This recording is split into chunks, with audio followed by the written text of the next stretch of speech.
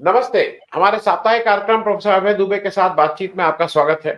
Professor साहब, ये हफ्ता जैसे हरदम हो रहा है, इलेक्शन पास आता जा रहा है, पॉलिटिकल एक्टिविटीज बढ़ती जा रही हैं। एक सबसे बड़ा जो भी मामला है वो राम जन्मभूमि का जो प्राण प्रतिष्ठा वाला मामला है। उसमें पहले जिस तरह से बिसात बिछाई गई थी, मोदी जी को लगा था कि वो ट्रैप कर लेंगे पॉलिटिकल पार्टीज को, लेकिन कांग्रेस का स्पष्ट ना, उससे पहले सीपीएम का ना, और अब बहुत से इंडिया गठबंधन के लोग उसमें कह रहे हैं कि बीजेपी का इवेंट है इसलिए हम नहीं आ रहे हैं। बीजेपी उसको प्रोपोगेट कर रहे हैं, मीडिया प्रोपोगेट कर रहे हैं कि वो ना बोल रहे हैं, राम द्रोही है। दूसरी तरफ इस सारे मामले में एक बड़ा मोड़ ये आया कि शंकराचार्य लोगों ने, वो कहने को भले ही दो ही शंकर, लेकिन वो वोकल होके उन्होंने साफ साफ शब्दों में इस बात को कहा कि ये जो भी हो रहा है वहां पे 22 तारीख को, उसकी धार्मिक सैंक्शन नहीं है, वो धार्मिक रूप से वो ठीक नहीं है। अब मोदी जी आ गए डैमेज कंट्रोल में। एक तो मोदी जी पहले इतनी हड़बड़ाहट में ये काम क्यों कर रहे थे, समझ में नहीं आया। मोदी जी को भाई अपने हिसाब से स्ट्रेटेजी बना के ऑपोजिशन को फंसा रहे थे, लेकिन अब वो 11 दिन का उपवास और ये सब, ये मोदी जी क्या करना चाह रहे हैं? 11 दिन का उपवास करने से क्या वो पांचवें शंकराचार्य के रूप में स्थापित हो जाएंगे, या वो उनकी बात का धार्मिक उसमें ज्यादा से हो जाएगा, हिंदुओं के उसमें? करना क्या चाह रहे हैं मोदी? देखिए, मुझे तो ये लगता है कि पहले नरेंद्र मोदी ने और भारतीय जनता पार्टी और राष्ट्रीय स्वयंसेवक संघ ने मिलजुल के ये तय किया था कि शंकराचार्यों को इस पूरी कार्रवाई से बाहर रखना है, क्योंकि शंकराचार्यों का धर्म में स्थान है बहुत ऊंचा। उनका प्रधान, अगर धार्मिक मसला है, अगर राजनीतिक और प्रशासनिक संवैधानिक मसला नहीं है, तो वो प्रधानमंत्री, राष्ट्रपति, इन सबसे ऊंचा स्थान है। अगर आप उन्हें कहीं बुलाएंगे तो सबसे ऊपर बैठाना पड़ेगा, उनके पैर भी छूने पड़ेंगे। अगर आप नहीं छुएंगे तो उससे एक नया विवाद पैदा होगा। तो इन लोगों ने सोचा था कि शंकराचार्यों को हम लोगों को बाहर ही रखना है, उनको नहीं बुलाना है। अच्छा, फिर शंकराचार्यों ने, चूंकि वो धर्म के ऊपर एकाग्र हैं और उन्हें मतलब वो वहीं पे स्थिर रहते हैं, इधर उधर की राजनीति वो नहीं करते, उन्हें भाजपा से कोई मतलब नहीं, उन्हें कांग्रेस से कोई मतलब नहीं। मोटे तौर पे किसी पार्टी के प्रति किसी के मन में हमदर्दी हो सकती है, लेकिन शंकराचार्य की पदवी में अब वो कभी कांग्रेस की गतिविधियों में नहीं भाग लेंगे, ना भाजपा की गतिविधियों में भाग लेंगे। उन्हें वोट भी नहीं चाहिए, उन्हें किसी की मान्यता भी नहीं चाहिए, उन्हें पहले से ही बहुत जबरदस्त रिलीजियस धार्मिक लेजिटिमेसी हासिल है। तो ऐसी स्थिति में उन्होंने सबसे पहले इस प्राण प्रतिष्ठा के किरदार को सबसे ज्यादा ठीक से समझा। राजनीतिक दृष्टिकोण से नहीं समझा, लेकिन उन्होंने जो आलोचना की उससे उसका राजनीतिक पोल खाता साफ हो गया। और मेरा मानना है कि इस मामले में वो विपक्षी पार्टियों से भी आगे रहे। उन्होंने सबसे पहले ये कहा कि ये कार्यक्रम धर्म विधियों के मुताबिक नहीं हो रहा है। इस कार्यक्रम को जिस तरीके से किया जा रहा है वो सनातन परंपरा के उपयुक्त नहीं है, वो वैष्णव परंपरा के उपयुक्त नहीं है। और उन्होंने कहा कि एक ऐसा व्यक्ति, इसकी शादी हो चुकी है, वो अपनी पत्नी के बिना अगर वहां पर बैठता है प्राण प्रतिष्ठा में, तो ये भी उचित नहीं है। मंदिर अधूरा है, पूरा नहीं हुआ है, ऐसे मंदिर की प्राण प्रतिष्ठा नहीं हुई, ये भी उचित नहीं है। और अगर शंकराचार्य को बुलाया जाएगा वहां पर, तो वो कहां बैठेंगे? क्या उनका काम केवल ताली बजाना है? मतलब इस तरह से उन्होंने पूरे कार्यक्रम की कई किस्तों में उन्होंने एक आलोचना रखी। इस वक्त तक विपक्ष इस कार्यक्रम की कोई भी आलोचना कर पाने में असमर्थ रहा। विपक्ष दुविधा का शिकार था, विपक्ष संशय का शिकार था। एक उसमें राजनीतिक प्रलोभन भी था, कहीं ऐसा तो नहीं है कहीं हम अगर इस प्राण प्रतिष्ठा की आलोचना कर दें तो हमारा हिंदू वोट नाराज हो जाएगा, और हम जाएंगे तो मुसलमान वोट नाराज हो जाएगा। वो मुस्लिम लीग, केरल की मुस्लिम लीग ने पहले ही कह दिया था कि आपको वहां नहीं जाना चाहिए। तो इस प्रकार की विपक्ष दुविधा में फंसा रहा, लेकिन शंकराचार्यों के मन में कोई दुविधा नहीं थी। उन्होंने उनका जो भी धार्मिक मुकाम है उसके ऊपर खड़े होकर उन्होंने ये बातें कही। भारतीय जनता पार्टी ने भी शुरू में इन बातों का महत्व कम समझा। धीरे धीरे करके भाजपा की समझ में आया कि ठीक है, उनका एक राजनीतिक प्रोजेक्ट है जो पिछले 100 साल से चल रहा है, हिंदुओं की एक हिंदुत्ववादी, हिंदू एकता नहीं, मैं से हिंदुत्ववादी एकता करता कहता हूं, दोनों बातों में फर्क है। हिंदुओं की एक हिंदुत्ववादी राजनीतिक एकता करनी है, जो कि जिसका सूत्रीकरण विनायक दामोदर सावरकर ने किया था। तो जब उन्हें लगा कि आखिरकार ये नरेंद्र मोदी की रैली नहीं है, ये कोई वो भाजपा का कोई अधिवेशन की रैली तो है नहीं, है तो ये जो भी हो, है तो एक मंदिर की प्राण प्रतिष्ठा है।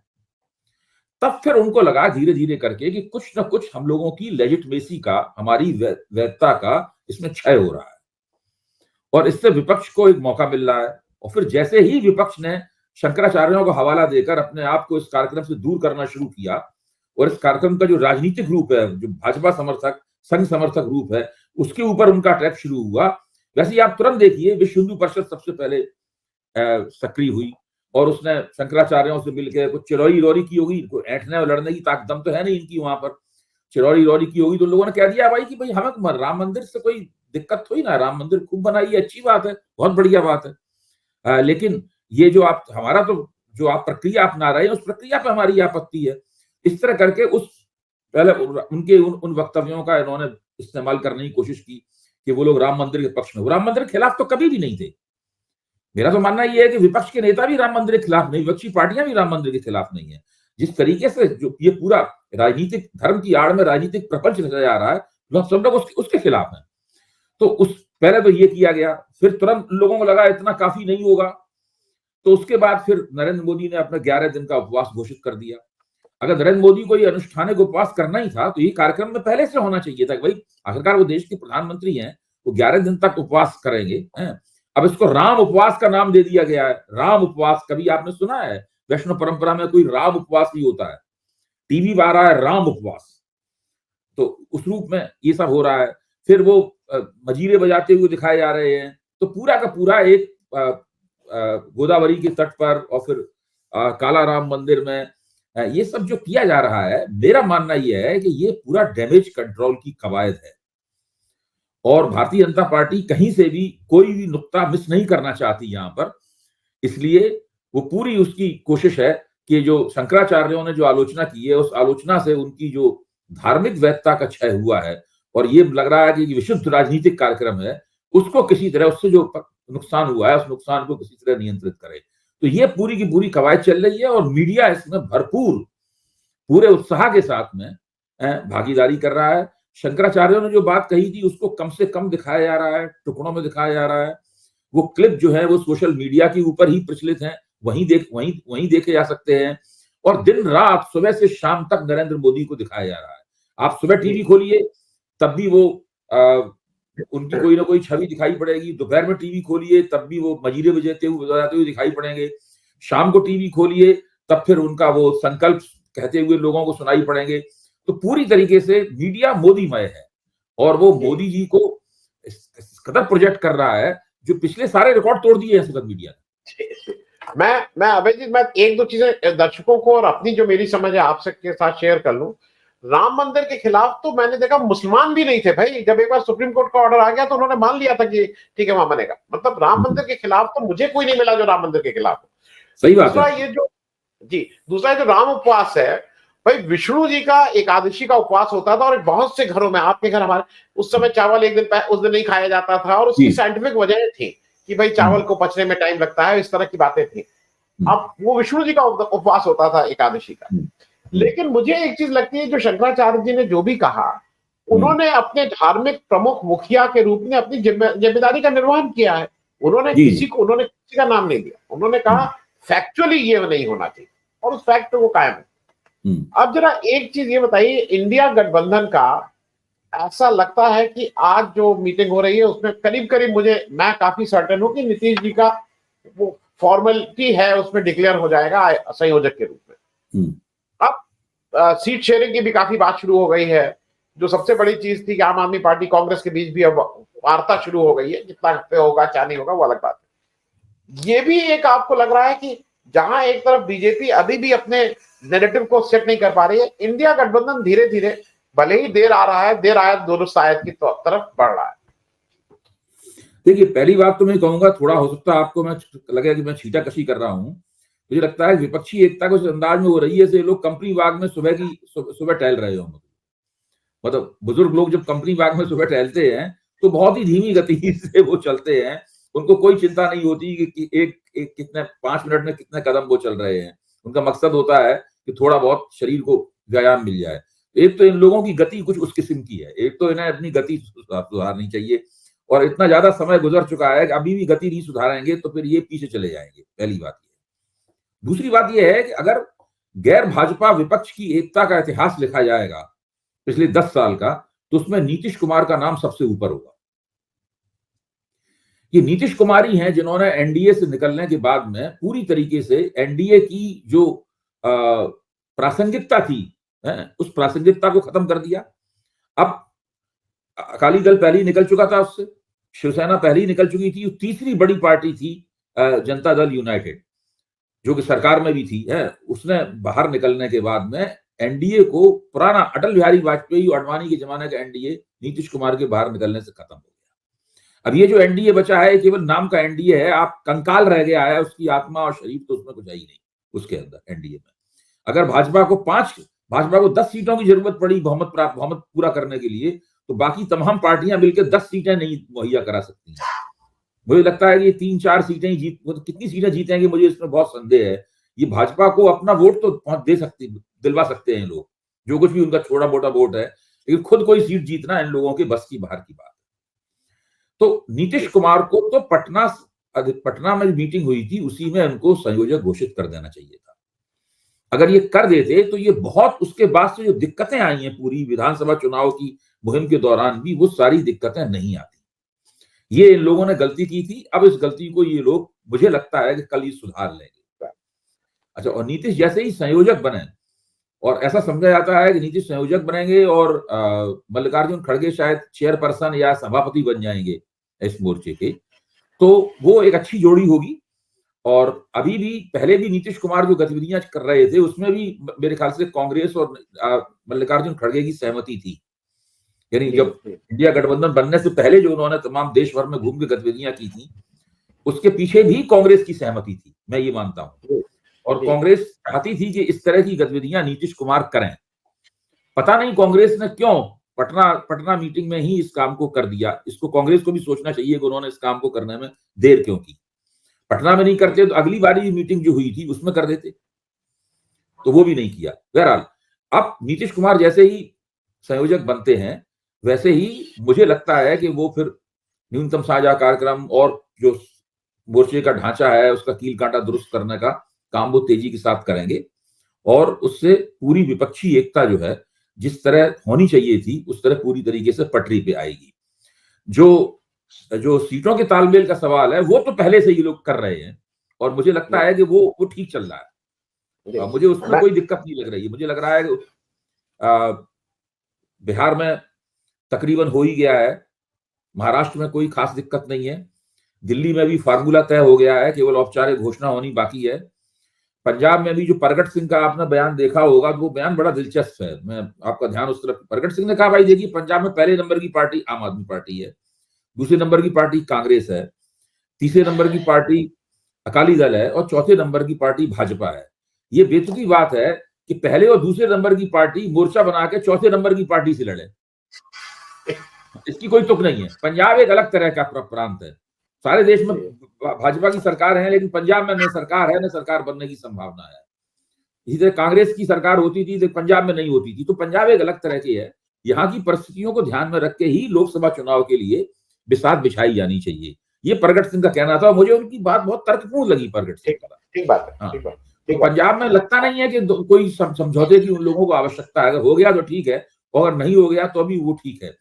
और जैसे केरल में होगा मैं तो मानता हूं कि पश्चिम बंगाल में भी कोई ऐसी समझौते की आवश्यकता नहीं है। समझौता अगर नहीं करेंगे तो ज्यादा राजनीतिक लाभ होगा। तो जो तालमेल की प्रक्रिया है वो बिल्कुल ठीक चल रही है। केवल बहुत बड़ा यक्ष प्रश्न है उत्तर प्रदेश का। उत्तर प्रदेश में वहां पे कांग्रेस को एक भूमिका, केवल इच्छा व्यक्त करना कि बीएसपी आ जाए, इससे वो काफी नहीं है। सबसे पहले उन्हें तो अखिलेश को 100% मनाना होगा, जो उन्होंने शायद कुछ मना लिया है। अखिलेश ने अपने प्रवक्ताओं वगैरह से कहा कि आप बुआ जी के खिलाफ बोलना बंद कीजिए। हाँ, तो वो सब प्रक्रिया वहां चल रही है उत्तर प्रदेश में। अगर फरवरी के महीने तक भी जाके यूपी में तालमेल हो जाता है इन चारों का, तो भाजपा के लिए देखिए बहुत संकट है। मैं ये मानता हूं कि भाजपा उत्तर प्रदेश में बहुत शक्तिशाली है।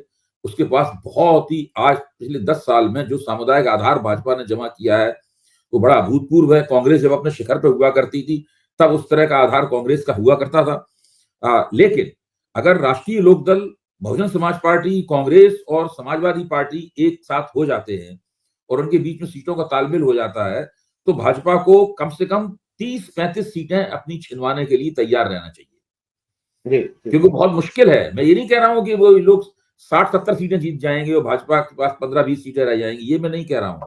लेकिन भाजपा पहले की तरीके से जो उसने सीटें जीती थी वो नहीं जीत पाएगी। उसकी सीटें उत्तर प्रदेश में 10, 15, 20 कम होंगी। मतलब तो ये चारों का गठजोड़ बन गया। मुझे ऐसा लग रहा है कि जैसे कभी कभी अब हम लोग डॉक्टर के पास जाते हैं तो वो दवा तो देता नहीं, वो कहता है विटामिन ले लीजिए, सप्लीमेंट ले लीजिए। ईडी सीबीआई की जितनी रेड ये करते जा रहे हैं, वो विपक्षी इंडिया गठबंधन के लिए वो विटामिन और सप्लीमेंट की तरह हो रहा है, क्योंकि ये रोज पकड़ रहे हैं लोगों को और रोज वो इनको एक साथ आने के लिए बाध्य भी कर रहा है। मैं दूसरा एक छोटा सा प्रश्न और है, क्योंकि ये दोनों चीजें एक दूसरे से रिलेटेड है। मुझे 22 तारीख में एक इंटरेस्टिंग चीज ये भी देखनी है कि इंडिया गठबंधन के कितने सदस्य वहां उपस्थित हैं, और एनडीए गठबंधन के 38 सदस्य जो थे, 38 का था, उस 38 के कुर्बे में से कितने लोग वहां प्रेजेंट हैं, क्योंकि ये भी एक देखना चाहिए। देखिए अब कांग्रेस ने बहुत देर लगाई, शुरू में बहुत काफी दुविधा की शिकार रही कांग्रेस। तो उस देर लगाने से हुआ ये कि पार्टी के अंदर भ्रम फैल गया, लोगों ने अलग अलग तरीके से अपने अपने लेवल पे, अपने अपने स्तर पे निर्णय लेने शुरू कर दिए। तो जब कांग्रेस ने मना किया कि हम नहीं आएंगे, तब फिर वो भ्रम निकल के सामने आया। आचार्य प्रमोद कृष्णम का बयान देखिए, विक्रमादित्य सिंह का बयान देखिए, या उत्तर प्रदेश के जो कांग्रेस नेता थे उनका वक्तव्य देखिए। अब तो फिर उसके बाद कांग्रेस ने एक पतली गली निकाली। कांग्रेस ने कहा कि व्यक्तिगत आस्था के तौर पे लोग अपने जा सकते हैं वहां पे। अगर ये शुरू में ही निर्णय ले लेते, उसूली निर्णय ले लेते, तो सारा विपक्ष उसी हिसाब से निर्णय लेता चला जाता कांग्रेस को देख के, और उसमें शंकराचार्यों की बात का हवाला भी दे दिया जाता, उससे धार्मिक स्थिति और मजबूत हो जाती, और पार्टियों के अंदर भी भ्रम नहीं फैलता, सब पार्टी पूरी कतारबद्ध होकर के पीछे खड़ी हो जाती। बहरहाल अब जो हुआ सो हुआ। दूसरे एक और मेरी बात है, आप देखिए, ये राम मंदिर की प्राण प्रतिष्ठा एक राजनीतिक प्रपंच है। ये तो क्या हमें ज्यादा पता है, विपक्ष को हमसे ज्यादा पता है, कांग्रेस को ये बात हमसे ज्यादा पता है, उनको बिल्कुल शुरू से पता है। तो उनको तो मालूम थी ये बस सब बात, उन्हें तो नीतिगत तौर पे अपने पोजीशन साफ कर लेनी चाहिए थी पहले ही, उन्हें पहले ही सब कुछ तय करके बैठना चाहिए था, और भाजपा से आगे रहना चाहिए था 2 कदम। इन्होंने क्यों इंतजार किया कि भाजपा उनके लिए ट्रैप बिछाए, फिर ये कई दिन तक दुविधा में पड़े रहे, फिर हीला हवाला करें, उसके बाद में फैसला करें। विपक्ष को ये नहीं करना चाहिए। इसका मतलब है विपक्ष अभी भी उतनी तत्परता से भारतीय जनता पार्टी का मुकाबला नहीं कर पा रहा है जितनी तत्परता से उसे अपेक्षा करनी चाहिए। मैं ये नहीं कह रहा हूं भाजपा ने राजीव जी बड़ी चमक दमक पैदा कर दी है, हर चीज का बड़ा भारी इवेंट मैनेजमेंट वो करते हैं, उतना इवेंट मैनेजमेंट विपक्ष नहीं कर रहा है, करने की स्थिति में भी नहीं है। उसके लिए जिस तरह की कुशलता चाहिए विपक्ष के पास है भी नहीं, वो मैं समझता हूं, लेकिन मैं नहीं मानता हूं उस इवेंट मैनेजमेंट से प्रभावित होकर लोग वोट देते हैं। लेकिन इस प्रश्न के ऊपर ये उसूली सवाल था, इसमें इवेंट मैनेजमेंट से कोई ताल्लुक नहीं है उसका। इस उसूली सवाल को उन्हें समझना चाहिए था और पहले से तैयारी करके रखनी चाहिए थी। यानी भाजपा जैसे ही निमंत्रण लेके उनके पास आती, उन्हें तुरंत ही अपना उसूली प्रश्न सामने रखना चाहिए था कि ये तो बीजेपी आरएसएस का प्रोग्राम है। भाजपा के कांग्रेस के प्रवक्ता कुछ कुछ कहते थे इस बात को, लेकिन उनका केंद्रीय नेतृत्व जो है इस निर्णय को समय से कर पाने में असमर्थ रहा।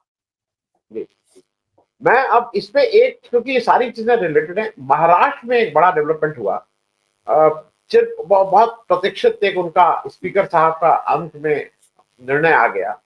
हालांकि सुप्रीम कोर्ट ने पहले 31 दिसंबर हुआ था, तो 10 जनवरी 4 बजे, 4:30, 5 बजे उनका निर्णय आया, और उन्होंने कुछ अजीब सा निर्णय दिया। वो निर्णय एक तरफ वो कहते हैं कि जो विधायक दल है वही विप को अपॉइंट करने के उसका अख्तियार है, ये उसकी प्रेरोगेटिव है, और उसके बेसिस पे उनको 14 विधायक कम से कम उद्धव ठाकरे दल के आयोग घोषित कर देने चाहिए थे, क्योंकि एक दल का तो आयोग करना ही चाहिए था। उन्होंने दोनों में से किसी को नहीं किया। और एक चीज मैं अबे भाई साहब, मैं अपनी तरफ से बताऊं जो मुझे देख लग रहा है, उद्धव ठाकरे का अब स्टेचर बहुत बड़ा होता जा रहा है महाराष्ट्र में। वहां जो वैक्यूम है, वहां ना बीजेपी के पास कोई इस समय ढंग का नेता है, ना कांग्रेस के पास है, एनसीपी तो ऐसे ही अजीब सी स्थिति में है, और शायद उस पूरे स्पेस को इस समय उद्धव ठाकरे खुद ठीक से, उनका कद भी बढ़ रहा है और शायद शिवसेना को इसका फायदा भी होगा। देखिए, मैं ये मानता हूं कि जो राहुल नार्वेकर का फैसला है उसमें काफी चालाकी बरती गई है। सबसे बड़ी चालाकी उनकी यह है कि उन्होंने दोनों में से किसी को अयोग्य घोषित नहीं किया, लेकिन उद्धव ठाकरे के जो एमएलए हैं उनको बहुत बड़ी दुविधा में डाल दिया। उनसे कहा गया है कि आप विपक्ष में भले ही रहें, आपको ट्रेजरी बेंचेस पे बैठना पड़ेगा, आपको सरकारी बेंचों में बैठना पड़ेगा, और अगर आप सरकारी बेंचों पे नहीं बैठेंगे और अगर आप शिंदे की शिवसेना के आदेशों को और निर्णयों को नहीं मानेंगे तो आपके खिलाफ कार्रवाई होगी।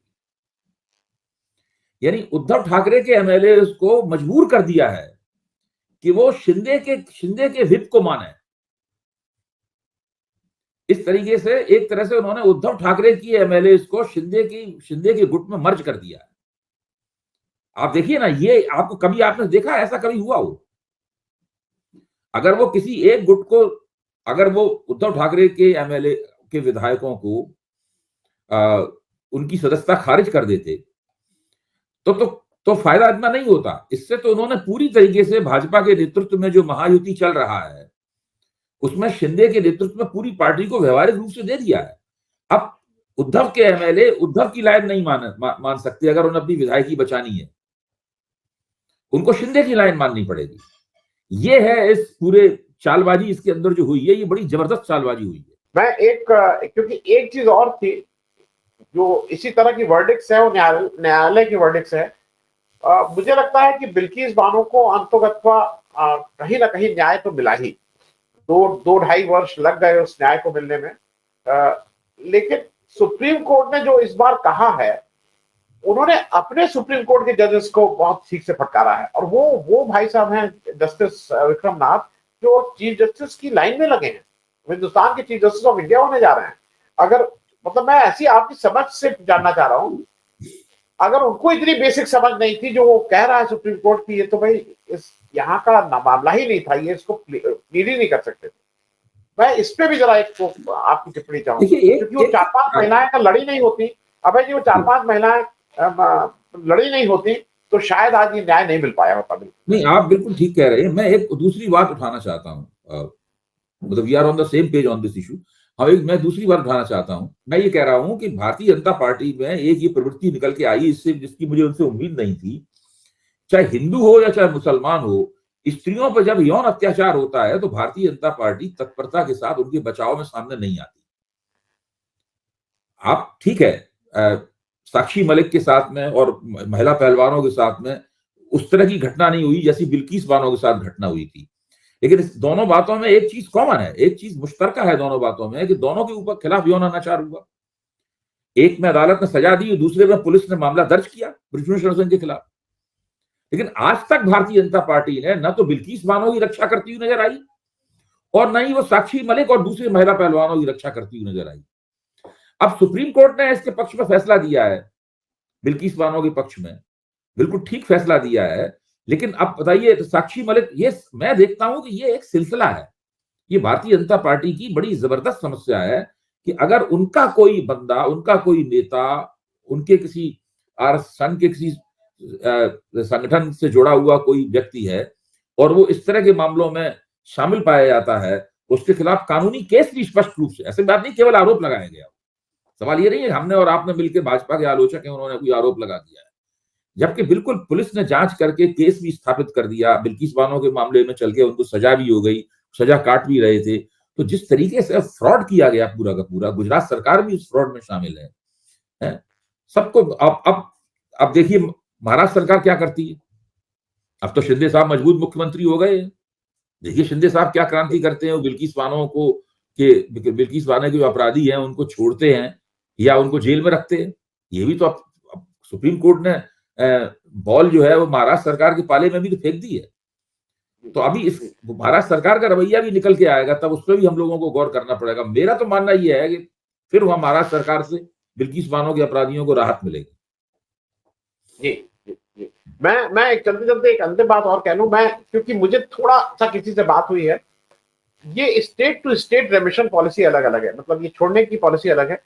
तो महाराष्ट्र में शायद ये 14, जैसे गुजरात में 14 साल के बाद छोड़ सकते थे, महाराष्ट्र में शायद 21 साल है। और इस तरह के क्राइम, मतलब क्राइम अगेंस्ट वुमेन, क्राइम, इसमें शायद 28 साल है। तो अच्छा। मुझे लगता है कि कम कम शिंदे साहब को राहत मिली होगी कि भैया ये है, नहीं तो ऊपर से तो कहां से प्रेशर आएगा कि इसको छोड़ो इसको छोड़ो। नहीं, इसमें मुझे पता नहीं है, मैं कानूनी दृष्टि से बहुत मजबूत नहीं हूं, मेरा कानून का अध्ययन बहुत कमजोर है, लेकिन मुझे लगता है कि इस प्रकार के कानूनों के सरकार के पास में कुछ अपवाद निर्णय लेने के भी अधिकार होते हैं। मतलब government can make exception of these things. जी, मैं अबे भाई मैं एक दो नाम इसलिए ले रहा हूं कि वो इंटरेस्टिंग है, इस केस से जुड़े हुए इंटरेस्टिंग है, लोगों को जानना चाहिए।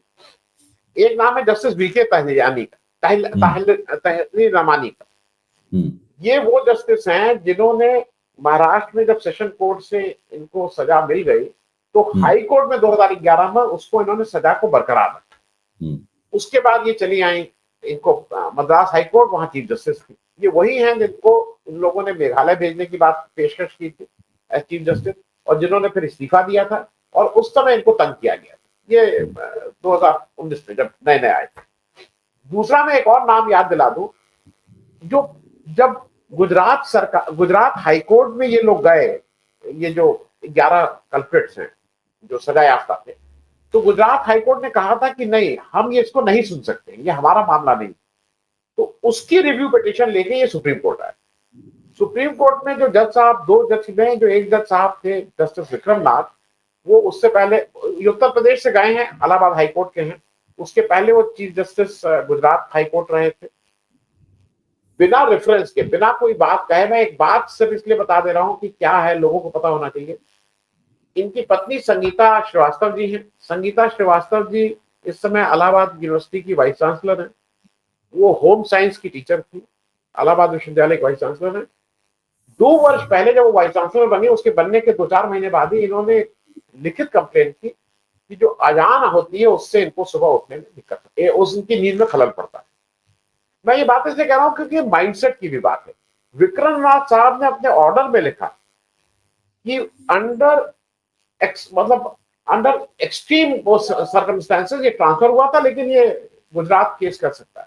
मैं इस बात को कह रहा हूं कि लोगों को ये समझ में भी आना चाहिए कि इस देश की कुर्सी पे, चीफ जस्टिस ऑफ इंडिया की कुर्सी पे जो व्यक्ति बैठने जा रहा है, उस व्यक्ति ने किस तरह के ऑर्डर दिए, ये जानना जरूरी। हम लोग कुछ कर नहीं सकते। आपने बिल्कुल ठीक रेखांकित किया। ये जो आपने करेक्शन बताया है इलाहाबाद विश्वविद्यालय की कुलपति में और इनके इनमें, तो वो करेक्शन महत्वपूर्ण है और उसको पब्लिक डोमेन में आना चाहिए, मेरा मानना है। जी जी जी। तो मुझे, हाँ, मैं सिर्फ इसलिए कह रहा था, और मुझे हरदम ये लगता है कि हमको आपको लगता है कि हम लोग कुछ अलग जगह हैं, लेकिन जस्टिस कुरैशी, जस्टिस तहल रमानी, इस तरह के तमाम लोग अपनी अपनी फील्ड में उन्होंने अपने करियर को दांव पे लगा के भी अपनी बात को कायम रखा है, वो उन्होंने गिव इन नहीं किया है।